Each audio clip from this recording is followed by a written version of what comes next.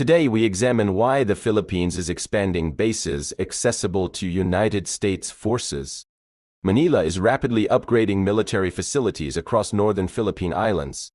The expansion centers around the Enhanced Defense Cooperation Agreement, or EDCA. EDCA allows American forces temporary rotational access to selected Philippine bases.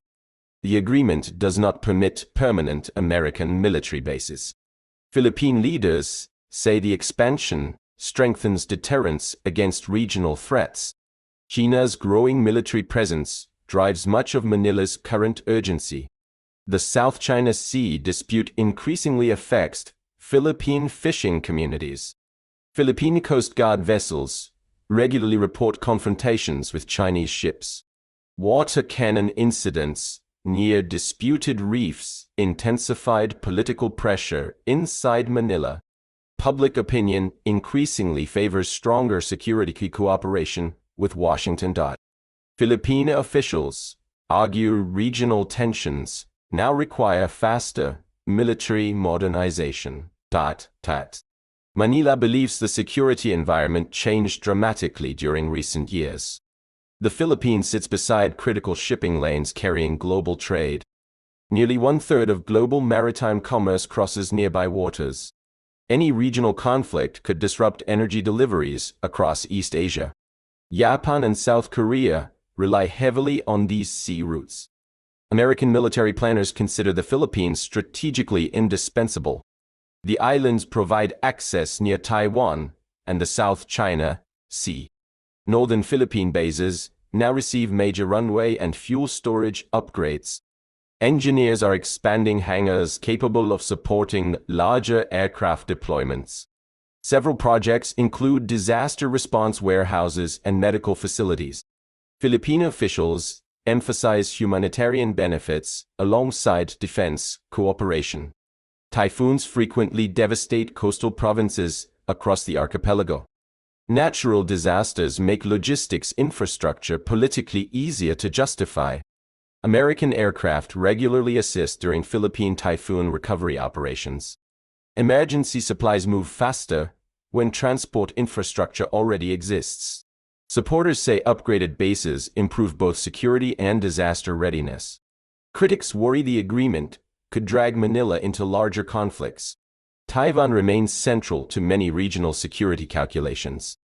Northern Luzon sits only a few hundred kilometers from Taiwan. That proximity increases the strategic value of nearby Philippine facilities. The United States seeks flexible access across dispersed Pacific locations. Military planners increasingly favor distributed basing over concentrated installations.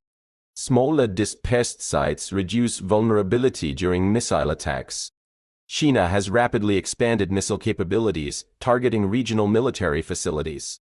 That changes how every Pacific military alliance now prepares. The Philippines once removed major American bases during the early 1990s. Nationalist opposition previously viewed foreign bases as sovereignty violations. Mount Pinatubo's eruption also damaged former American installations severely. For decades, Manila balanced relations between Washington and Beijing carefully. Economic ties with China expanded significantly during previous administrations. Chinese investment promises initially attracted many Philippine political leaders. However, maritime confrontations steadily reshaped public and military attitudes. The Scarborough Shoal dispute deeply influenced Philippine strategic thinking. Chinese control over disputed areas angered many Filipino fishermen. Fishing contributes billions annually to the Philippine economy. Coastal communities depend heavily on access to traditional fishing grounds. For many Filipinos, this issue feels economic, not abstract geopolitics. Surveys show trust toward China declined after repeated maritime incidents. Trust toward the United States remained comparatively stronger nationwide. The Philippines maintains one of Asia's oldest American alliance treaties. The Mutual Defense Treaty dates back to 1951. Washington repeatedly reaffirmed treaty commitments during recent maritime confrontations.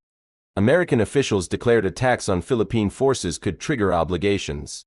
That reassurance encouraged deeper military coordination between both governments.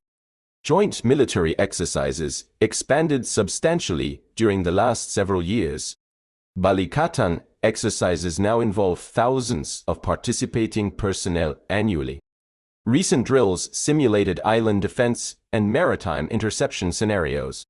Some exercises included live-fire missile demonstrations near northern islands. Those drills sent clear signals across the wider region. China criticized the exercises as destabilizing and provocative. Beijing argues outside powers worsen tensions inside Asian waters. Chinese officials warn military expansion could increase accidental confrontations. Philippine officials counter that deterrence reduces miscalculation risks. Deterrence relies on convincing rivals' aggression would become too costly. Smaller nations often pursue alliances when facing larger military powers. The Philippines allocates increasing funds toward defense modernization programs. Military spending remains lower than many neighboring regional powers. The Philippine Navy still lacks extensive blue water capabilities. The country cannot match China directly through sheer military size. Alliance networks help smaller states balance stronger regional competitors. Australia and Japan increasingly cooperate with Philippine defense planning. Tokyo recently provided coastal surveillance equipment to Manila. Australian troops joined several multinational exercises within Philippine territory. Regional governments increasingly coordinate around maritime security concerns. Freedom of navigation remains central to many Indo-Pacific strategies. American naval planners prioritize maintaining open international shipping routes. China rejects several international rulings regarding maritime territorial claims. A 2016 arbitration ruling largely favored the Philippine legal position. International law alone could not guarantee Philippine maritime access. ETCA expansion now includes sites facing both Taiwan and disputed waters. Northern bases support surveillance across nearby sea and air corridors. Runway upgrades allow larger transport aircraft to operate efficiently. Fuel depot improve endurance for aircraft and naval operations. Preposition supplies shorten deployment times during emergencies or crises.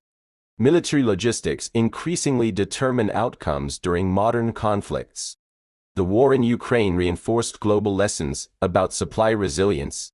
Pacific planners study how conflicts strain fuel and ammunition networks. Construction projects therefore emphasize storage capacity alongside troop accommodations. Infrastructure often matters more than visible weapons systems. Filipino lawmakers debate balancing sovereignty with security cooperation carefully. Some nationalist groups oppose deeper American military involvement entirely. Student organizations occasionally protest outside visiting military exercise locations. Critics fear the Philippines could become a battlefield during crises. Others argue deterrence reduces the likelihood of future conflict. Public debates intensified after confrontations around 2nd Thomas Shoal. Filipino troops stationed there rely on difficult resupply missions. Chinese Coast Guard ships often shadow or block those operations. Videos of confrontations spread rapidly across Philippine social media platforms. National identity increasingly intersects with maritime sovereignty disputes. Older generations remember past wars shaping regional security partnerships. The Philippines hosted major American forces during the Cold War.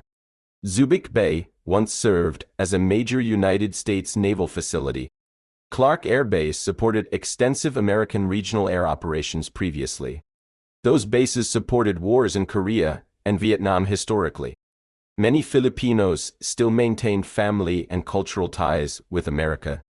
Millions of Filipino workers and immigrants live inside the United States. Remittances remain essential to many Philippine household incomes annually. Economic and military ties, therefore, reinforce each other politically. China, meanwhile, became the Philippines' largest trading partner recently. Every confrontation now forces Manila toward clearer strategic choices. Philippine defense officials increasingly describe the country as frontline territory.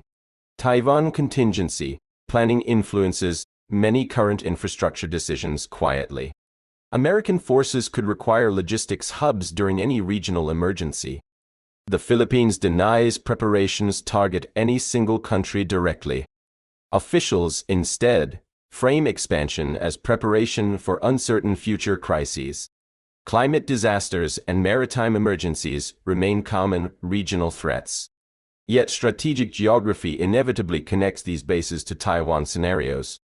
China's military aircraft activity around Taiwan increased sharply during recent years. Naval exercises around the island also expanded in frequency and scale. Military planning increasingly overlaps with humanitarian contingency planning too.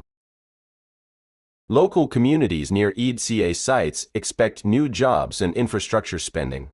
Construction workers now build roads, warehouses, runways, and communications systems. Some provincial leaders welcome investment entering remote northern regions. Others fear local areas becoming military targets during wartime.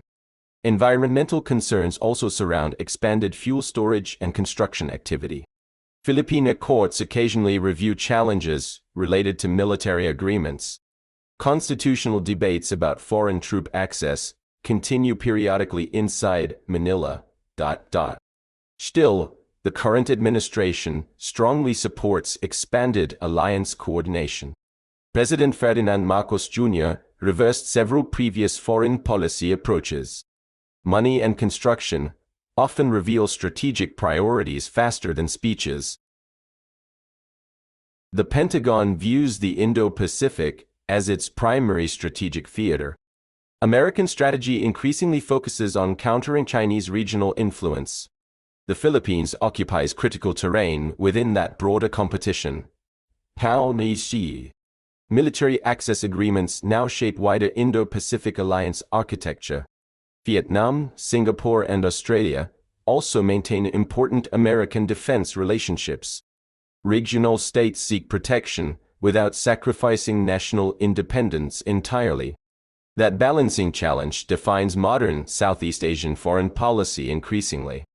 ASEAN members often avoid choosing sides publicly between superpowers. Yet maritime confrontations pressure governments toward clearer security alignments. Domestic politics will always influence long-term alliance commitments. Military agreements survive best when supported by broad public consensus. Current polling suggests strong support for defending Philippine maritime claims. Younger Filipinos increasingly consume regional conflict news through social media. Online footage of maritime incidents intensified nationalist sentiment nationwide. Digital media therefore shapes modern geopolitical narratives very quickly. Military transparency campaigns now target both domestic and international audiences. Drone footage of construction projects frequently appears in official announcements. Regional maps illustrate how close these islands sit to strategic flashpoints. Geography ultimately explains much of the Philippines' strategic importance. That geographic reality explains why construction is accelerating right now. Manila believes delaying preparation would create greater long-term vulnerability. Washington believes stronger regional alliances discourage future military aggression. Beijing believes expanding American access threatens regional stability and trust. Ordinary Filipinos, meanwhile, hope economic growth and peace both continue. Thanks for watching, and I will see you in the next one.